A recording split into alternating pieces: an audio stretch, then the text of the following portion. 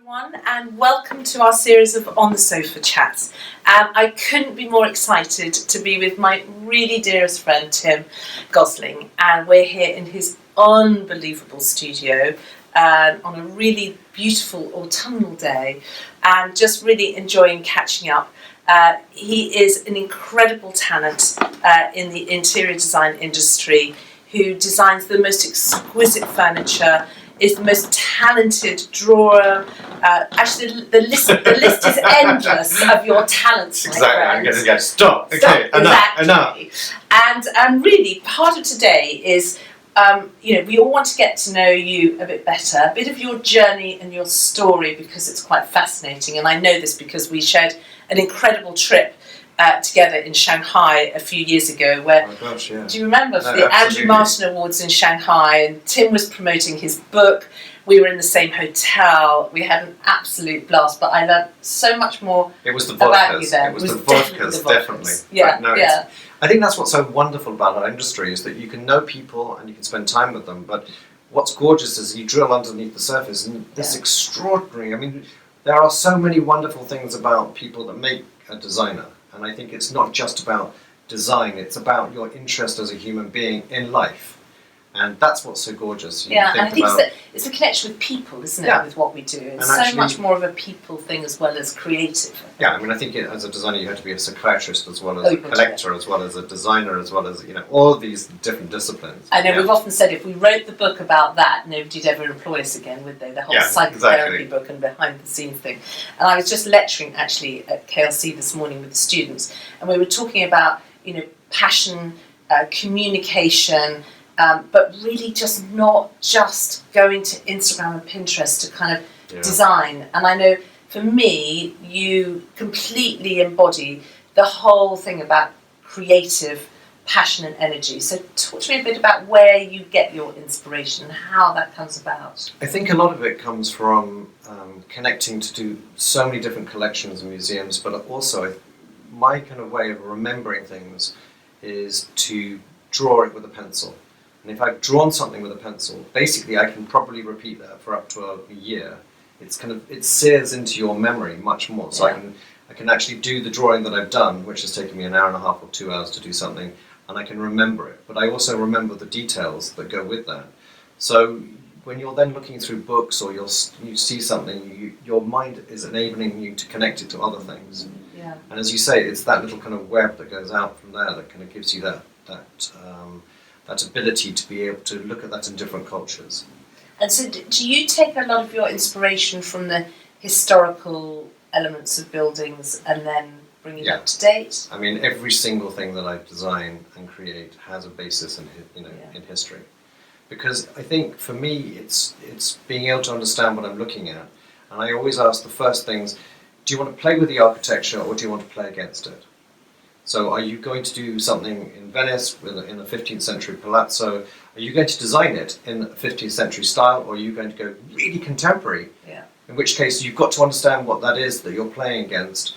And so, for example, we commissioned Craig Martin to do the Flagellation of Christ, which is basically it's an art piece which is repeated every 2,000 or 3,000 years with the colours coming in and out, but based on a painting from the 15th century. So that's then built into the work that you do within the palazzo. It's really interesting that then those things connect you to other things. And working with Anthony Gormley, who then commissioned a figure to stand there on the whole of the bit looking over the Academia Bridge. Again, it's about a human being, but it's embodying it into the Venetian architecture. Yeah, and making that connection. And I think we were talking again today with the students about layering an interior, and I think often our clients don't understand the level of detail that it takes and time and therefore fees to create something to the level of detail that we certainly do and you certainly do on an interior. And I think people, I definitely feel at the moment, I don't know if the vibe you're getting, that people are going more back to culture and heritage and really wanting to bring some of those elements into interior design at the moment. I think that people have got time for the first time in the evenings. Yeah. I mean, I think none of us have got time during the day to even breathe at the moment. It's nuts. But I think in the evenings, as opposed to going out, it's for me it's a revolution. I mean, it's just extraordinary to find myself on this sofa with the dog and with Steve and thinking, well, actually, what do I want to? You can watch some really dreadful television, but also you can watch a series about gardens, or you can watch a series about architecture, or you can discover Paris. And for the first time, I think I'm trying to find the experts and. My favourite, I know this sounds incredibly weird, but I'd never even realised it existed. It was in the 1980s that they started. It's called the Victorian Flower Garden. Oh, and it's an extraordinary series. They, because they found a guy who had used to have, the garden when it was, up with all the Victorian expertise about how they cut the flowers, how they grew it. They actually paid for all the greenhouses to be revived. Amazing. And then, all the heat houses stoked so they could have orchid houses. And then, for me, it was just breathtaking to see the flowers that were then created were then taken into the big house, but they put them around sofas. They had plants created over the whole things that you just go, good grief. I know, we never think about doing that. You couldn't do that now. You couldn't do that. Yourselves. I think, right, that's it. I've decided. I'm going to give up Lucifer, and I'm going to start going on a historical tour around the world. A romp. From my sofa. A romp. That's what we need. A romp. Definitely. And actually, that brings me to something I read about you. Actually, doing a little bit of my research. Don't worry about it. I know because this is something I'd love to do too. Is that you would love to do a television program. So can I come and do a television programme with you? Can we go off and just cover amazing houses and gardens endlessly? I know people have done it, but wouldn't that be a lark? Yeah, I think it would be wonderful to draw, sketch, talk, discuss what you're actually looking at. And I think that would be really important because there's an art about drawing that when you watch something happen on screen, it gives you such an incredible sense of relaxing, you just think, right, this is what someone's telling me. I'm watching this and it's a beautiful craft. No, so I think any producers out there, we're available. We make a really good duo, and we could take. And we know lots. No, and we could take the historical interior and talk about how it then translates into a modern day interior. I think that would be rather interesting. And about the layering. So if you can only layer if you understand what you're doing with the pieces, and if you understand where they come from, then you can fit one, against another, and you understand why they fit. Yeah. And we're sitting having a lovely chat on an autumnal day, sitting in the beautiful Sycamore house. So tell me a bit about how you found this incredible place and what it means to you. Gosh, it's a long, long, long time ago now. So I think it's 95, and I first bought it as a one-bedroom, and then obviously I then bought another bit and another bit and another bit. I mean, it is the antithesis of actually never moving, and so we just kept on knocking through. It's gorgeous because it started off with, I had this painting and I said, I don't care where I live in London, but as long as it fits into a room. So I said, they kept on sending me details and I said, how tall are the ceilings? And that was, I really don't mind. And so this was the tallest ceiling that I could find, that I could afford. And this is 1787. It's the same year that kind of Mozart was writing Don Giovanni, which I love. Amazing. And all the ceilings are listed. And I just think, it's just a beautiful thing. It used to be the old Sycamore laundry, so it was, by appointment to the Queen and the Queen Mother and to Duke of Edinburgh, and it had all the royal warrants up the front of the house. So was it actually designed though originally? No, it was designed as a house, and then it became, all the houses were kind of basically knocked down, or they became a laundry, because there was so much soot, or they became schools. Yeah. Because this was no longer the countryside of London. No. This was now London. Yeah. No one wanted to live here. Yeah. In fact, actually, when I bought it in '95, still no one wanted to live here. And now everybody does. And now, this was burning bins and people being stabbed outside, and now it's so wonderful here. Yeah. And actually, I'm sitting here looking at the lovely colour of the trees changing with the colour on the interior, and it just blends beautifully. Well, I mean, I'm really passionate about colour. I mean, colour is a big thing in my design and in my life, and this room changes every year its colour because it's quite fun to be able to just experiment. So it's been purple, it's been green, it's been red, it's been atomic red. I think it was 2 Christmases ago. Yeah. And it's it means that you could change the painting hang, and I don't think I'd ever realised quite what colour does to a painting. And I then started doing more research about it, and you look at all of the the museums that spend And a long time. Wallace collection, when Wallace you walk collection, into the rooms there, suddenly the painting pops from the wall, doesn't it? And the Hogarth, not the Hogarth, it was Houghton, ended up having the paintings back from Catherine the Great's collection, but they rehung the entire room in the green damask in order to be able to show you what the paintings used to look like and felt like. Yeah. How they were originally designed to kind of hang in that room. Yeah. And they all came back from St. Petersburg, and it was really fascinating because it made you look at the collection in a completely different way. Right.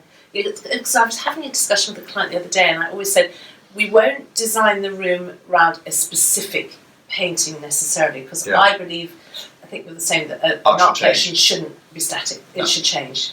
If you have something up for more than 2 or 3 years, you stop looking at it, so move it. Yeah. I mean, it's impossible to move the one in the centre, but all the rest around here change. And I think that's a really good... No, I think that's a good thing, which then brings you on, you've got to have a good hanging system, because my walls all end up looking pockmarked because I've moved the painting so often. Yeah, I mean, it's also interesting as you gain more space and as you move things, the paintings and canvases change. I mean, in our place in France, which we've been working on, it's really difficult to find art that looks scaled right into it because it's so colossal. And actually, that's the problem. It looks like a kind of a poster that you put up and you go, okay, I can't do this. Can't do that. Not really. Yeah. And then obviously, I mean, craftsmanship is obviously the heart of your design identity, isn't it? Where did that come from? Was that in you as a child, or is it something that you just fell into? Or? I think I grew up with theatre design, so that's what I studied as a degree. And I think by doing theatre design, you learn to encompass so many different aspects of design creativity anyway. So you found out what you were good at. In fact, actually, the tutor told me that my life drawing was like being crippled with arthritis, and I had to learn to overcome this handicap. And I was you either go one way or the other. You either go, right, I'm never going to draw again, and I feel so embarrassed. That happened to me as a child, actually, so I don't draw. Or you go, bugger you, I'm going to show you, I can draw it. So you then go at it and you start drawing even more. And I think it's interesting because when I was with David Lindley, so much of the ability to be able to sketch, and then David said, draw in front of clients, and I went, well, I can't, it's impossible. And you go, no. And so what's interesting is that when you then start to have the confidence that it's about a creative idea you're showing someone, no one's going to just, if it's bad, it's bad, but at least you get the idea across. Yeah. No, so, I think having all of those tools as a designer is so important. And I always say to students, carry a sketchbook with you wherever you go, because you never know that tiniest little detail from a railing or something you've seen in a museum. But if a client changes their mind or of the conversation about the design intent veers off a track, you can sketch it and you can show exactly what you mean. Yeah. But because it's impossible to find that, you won't have a visual image that will be exactly what you want to talk about. No. And I think that's, drawing has and always will have a really important part to play in the design process. Yeah. Yeah, I think it is crucial that that's kind of kept alive, because, as I say, with the Instagram and the Pinterest kind of world, but you can't, it's just copycat design. It's copycat, but it's also, you can't show exactly what you mean, which is weirdly why medical drawing still exists, if you ever think about it. So why would you ever have a medical diagram or drawing? Why wouldn't you just take a photograph? Well, if you have so much information on a photograph and you have stuff in the way of stuff, you can show it by just when you're drawing, the focus is, where your mind wants to do, so you just take out the rest of the information, you just take it out. And you just ghost it so that you can see straight through something, but that you're seeing something behind something. Yeah. And that's critical. So all of the stuff exists as a communication tool. Yeah. You just learn to do it without fear. And then I have to get on, because I can't believe we've chatted so long now before mentioning our favourite subject, the interior design of panto. Honestly, guys, the best week of my entire life. And Tim for years kept saying to me, you must do it, you must do it. And I kept going, no, my husband will divorce me because I can't work and bring up kids and do panto. Quite right, actually, on that, although some of the team definitely do. It just... I think I just remember saying to you, you know what, it's going to be terrifying. You said, God, I can't believe I've said yes to this, but it's going to be scary. I really don't want, Yeah, I can't sing, can't remember lines. Just go with it, because it's rather like climbing a mountain with everyone, because once you've done it, the ability to look back and say, I have actually been on a West End stage and held my own and created a show. There's nothing like it in the world. I mean, it's the most extraordinary experience. It's like doing Strictly Come Dancing. It is, which I also love to do, by the way. And actually, it was really brought home to me the other day with obviously the awful, with all of our theatres kind of shut, and how are we ever going to get them back again. And it really brought it home to me watching something on television, some highlights from all of the amazing musicals. And I had that moment of, I stood on the stage and I performed, which I never thought I'd do. So I want to say the best thank you ever for dragging me on that journey. No, it was, and for those of you that don't know about it, it is this crazy group of unbelievably, I mean, it's our panto family now, isn't it? Who give all of that time and energy for charity. But how did the idea initially come up? Was it? We started way back. I think it's about 20 years ago. As a fashion idea, and that was with Lavinia Dougie and a whole group of other people. But it was interesting because the first one that I was brought into, we had Nina Campbell and we had William Yeowood and Michael Priest and Jonah Wood, and all of us were kind of doing this. And I suddenly looked at this and thought, we spent so much time doing this, and everyone said, "We're on Broadway, we're on Broadway." And I said, "Yeah, but it's Fulham Broadway, and the seats aren't actually anchored down to the floor." And coming from a theatre background, I kind of looked at this in absolute horror, and then realised that they made about £4.50 because it wasn't really set up to do this. And I just said, right, that's it. I'm taking it to the West End, and everyone went, no, don't. The West End, darling. I said, that's it, West End or bust. We're doing it, and we did it in the West End, and then we moved onto kind of the big stages, and we're now in kind of 800 seaters. I know, and I was going to ask when is the next one, but I say that with a sense of anticipation, dread, because my husband says that he'll divorce me if I do another. The weird thing is, you go through the first year going, I'm never going to do this again. Yeah. The second year, you start going, gosh, it was really amazing. It's a bit like childbirth, isn't it? Really? And then by the third year, you think, oh gosh, well, I think we should really do it. We should just, life's too short. Exactly. And then by which point you've kind of committed, and then the fourth year you're back on again. Okay, all right. So we've got a little way to go. No, there's a cycle. There's a cycle for it. We're just about to come up to our first anniversary, so watch this space. And then really, I have got some quick fire questions for you, Tim. Fire. So honesty. Honesty. Yeah. Honesty, I'll know short, if you're forgiving to me. Short, sharp. I'll try not to interrupt. I'm really bad at that. So, the last thing you bought and loved? It arrived this morning, an engraving plate from the Royal Gardens of Vauxhall, which were, and it's an engraving plate of the explosions and the firework displays for 1820 in the kind of pavilion. Amazing. Incredible. So I'm seeing that on the way out, just to say. Best part about living in London? The theatre, ballet and opera. Please that's bring it. back. Please bring it back. Yeah. I'm going to sob in the next ballet I see. Yeah, me too. It's my favourite. Favourite restaurant in London? One of my favourites is literally across the road here. It's the Trinity, and it's a Michelin star. Oh, I want to taste And my God, it's good. I need to see if they've got an outside space. Favourite art gallery in London? Strangely, I think it would probably be the V&A, and I think people don't ever think about the V&A as an art gallery, but they have the most remarkable collection of paintings. I'm in the Coal Wing. It's beautiful. Yeah, it's a great resourcing tool for designers, actually, the V&A. Favourite shop in London? Corneliuson, which is just by the British Museum, where I buy all my ground pigments and art materials, and they do the most incredible watercolour brushes, which have two barrels in it. So the hair is shaped like that, so that it comes to a point, and then there's another point inside it, so it holds all the water. There you go. So she's saying yes, no, Top tip. Nothing about that. Favourite holiday destination when we're allowed to?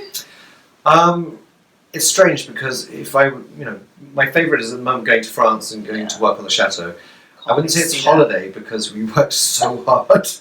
And I am waiting for that invite. You think everyone's coming. 24 bedrooms, perfect. Yeah. We just need to get the bedroom sorted. But Panto family. I ordered the sun loungers. I mean, why? What did I think I was going to do? Had them sent down. I mean, obviously, I haven't even opened them. I mean, it wasn't a moment we sat down. We've got to be optimistic, haven't we? Yeah. We've got to be optimistic. An indulgence you will never forego? Having a real fire. Yeah. I mean, that's, it's a really big luxury, and I think if someone said, what is the luxury? It's the fact that My housekeeper will kind of clear up the fire, lay it, and then all I have to do in the evening is to come home and just light it. And it's a real fire, and it's gorgeous. I'm trying to train Andrew to do that. Yeah. One bit of advice you would give your younger self? This was a really difficult question. It's a difficult question. I get very emotional on this question, actually. Weirdly, it's strange because most people will say, just have confidence. I never suffer from not having confidence. No, you don't. And that's my biggest worry. When you've been a dame on a stage wearing what you wear. I just don't have, I don't hide my light under a bushel. I just am, and I've never regretted anything that's happened or done. Some of the things I would say was just live life to the full, and realise that it's so short. Yeah, it is. We really do need to do that. That is good advice. 3 words to describe your design aesthetic. Definitely classical. Yeah. I would say historical and colourful. Yeah. Perfect. Yeah. And one of your career highlights, of which there have been many, and more to come. I think one of the ones that stands out for me is actually launching my first book. Because it wasn't to do with launching my first book, it was to do with that my father, weirdly, was so proud, and he'd spent his entire life saying he was going to write a book. Yeah. And then, just as we were launching it at the Ritz in London, said, "I can't believe you beat me to it, my boy." And I said, "Look, go back and write a book." Proud. So I just felt for the first time that I think he understood that I was doing something important. Yeah. Up until that point, I think he just thought I was designing furniture, and it was kind of creative hobby. Yeah, well, I think when you come from that kind of medicine, he was he was a kind of incredible scientist. Professor. Yeah. So I think they do think that. Your top interior design tip? Don't be afraid of colour. Yeah. Please. Yeah. And I think it's also, we were talking earlier. Do your understanding about measurements, understand proportion, and just get all the mechanics of design world sorted. Yeah. And then you can create. Then you can have the fun. Then fun. Painting. Yeah. And who is your design inspiration? I have so many. So you mentioned Soane. Yes, Soane. Weirdly, Soane, Thomas Hope. So the Regency period is littered. George IV. My gosh. Yeah. So they really push boundaries of design. But then, in a more contemporary setting, I would say it's the French designers of the 1930s. So Ruhlmann, who everyone loves and knows, but André Obus was an incredible, talented designer. And there's a group of them that came out and pushed the boundaries of really, really remarkable design. And I started collecting quite a lot of their books. I nearly collected some of their furniture and thought, where on earth is this going to go? Maybe you've got 23 No. There are kind of a few places I can squeeze them, but yeah. Yeah. And what is a current interior design trend you see emerging? Ooh. I don't think you follow trends. I don't follow trends, but it's also quite interesting to. I think that at the moment, if I'm really honest, and I look at the interior design world, what's really strange is the relationship between interior design, hotel design, and then super yacht design. Yeah. And it was always the hotels led the way. You went and had the most extraordinary experience, and you came back and you went, oh, God, I wish my house was like that. I know one of our clients have come back and then changed their mind. No. I want it like the George Sand. I've seen the shower in the Four Seasons, and I want, and that led the way. And now everyone goes to the hotels and they come back and go, I can't believe I paid for that. Seriously, can you believe? Because our houses now have got to a sense of detailing and extravagance. And then the super yacht world came along and it pushed it into a totally new world of design. I think they're all merging. It's quite interesting. And what is an interior design trend you never want to see again? The lack of colour. Yeah. Really, just the white on white on white on beige on beige on beige. Yeah. Oh. And this is my favourite. What is something people don't know about you? That I was born in Jamaica. Not many people knew that. Kingston, Jamaica. Yeah. My parents lived out there and had a house in Montego Bay. Amazing. And I spent a lot of time. My parents bought a house in Tobago, and that was gorgeous. And that's, if I was going to relax somewhere in the world, you go to Tobago because there's nothing. I mean, there's not. You can't buy Coca-Colas on the beaches. You're never going to run into any clients. There is no shopping to do. I mean, it's just there's almost nowhere to go and eat. I mean, now they've closed down a lot, so That's a bit of a tame answer, Tim, but I'm going to let you off that one. Well, no, because I thought, what else? I mean, everyone knows that I went to a nudist colony from the age of 8 onwards. Well, not everybody No, does I know. know that. Okay, I know. It's a wonderfully weird moment that my father decided that we were going to go to a nudist colony. I think, and the people go, I don't understand. They go, yeah, the banks, the hairdresser, cycling on a bicycle to go and collect the croissants in the morning was an art because you had to cycle to one side. Or the baguette. For the baguettes on the back. But I think I stopped going at about 35, which is Okay, so And then just to finish off, tell me what exciting. You've always got something exciting and new going on. What's your next most exciting thing we'll be seeing from the Gosling studio? Ooh, gosh. There's some incredible projects which we're working on with yachts at the moment, which is really amazing. Yeah. And so that's really, because those are 2 or 3 year projects, and that's kind of quite exciting. Yeah. I'm trying to work on my 4th book. Oh my god! Yeah. Brilliant. So that's going to be really good. And we're looking forward to that. I'm running around. I'm going to start trying to get some of the photography sorted out. Yeah. And a friend of mine said, one of the best pieces of advice was go to the photograph and make sure that you're there when they shoot the client's house because you can convey the idea.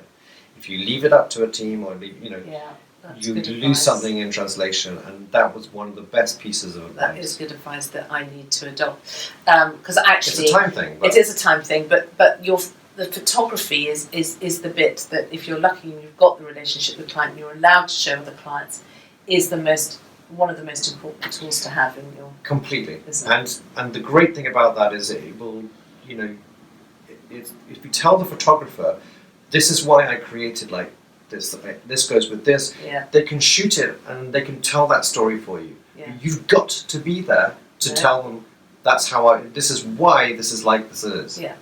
So I'm going to end on that very good bit of advice that I am going to adopt and say thank you all for watching, Thank you. and we'll see you soon.